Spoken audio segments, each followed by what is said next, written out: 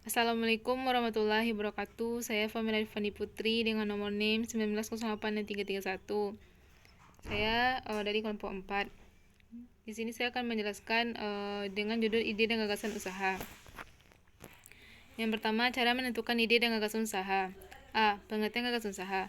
Gagasan adalah suatu yang dapat mendatangkan inspirasi pelaku yang mendorong munculnya suatu ide usaha dan menduga lebih awal apakah ide yang muncul ini akan dapat menghasilkan suatu nilai tambahan atau tidak.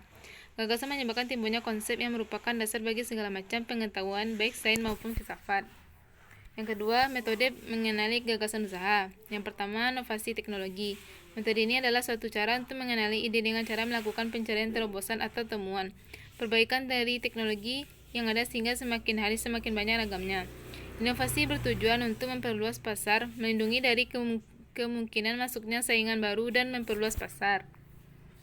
Yang kedua, pencarian langsung. Pencarian ide usaha yang dapat dilakukan dengan cara mencari langsung melalui suatu riset yang telah dirancang secara teliti dengan tujuan untuk menemukan produk atau usaha baru. Cara seperti ini umumnya dapat dikelompokkan ke dalam kategori yaitu riset aplikasi.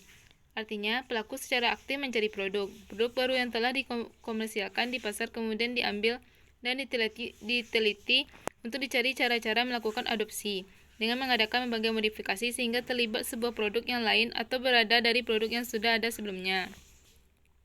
Yang kedua, riset dasar adalah riset yang bertujuan untuk menemukan produk baru dalam bentuk pernah ada di dunia saat ini. 3. Analisis pemakaian akhir.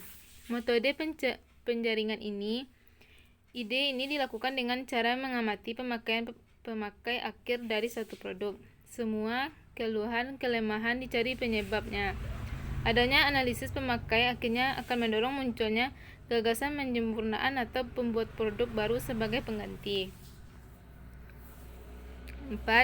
Metode kreatif. Metode ini dilakukan dengan menganalisis segala sesuatu dari pelaku. Kreativitas yang sangat menentukan gagasan usaha yang akan muncul. Keterampilan seseorang atau hobi yang dikembangkan menjadi suatu usaha yang kreatif.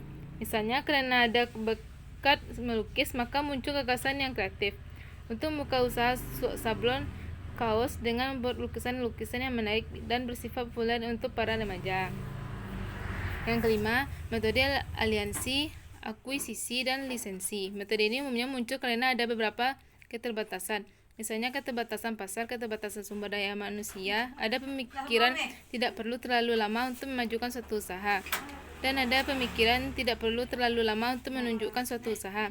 Jika dengan melakukan aliansi, akuisisi, ataupun melalui lisensi, masalah gagasan usaha ini tidak perlu harus mulai dari tahap awal, tetapi mungkin saja sudah berada dalam pertumbuhan. Baiklah, sekianlah yang saya jelaskan.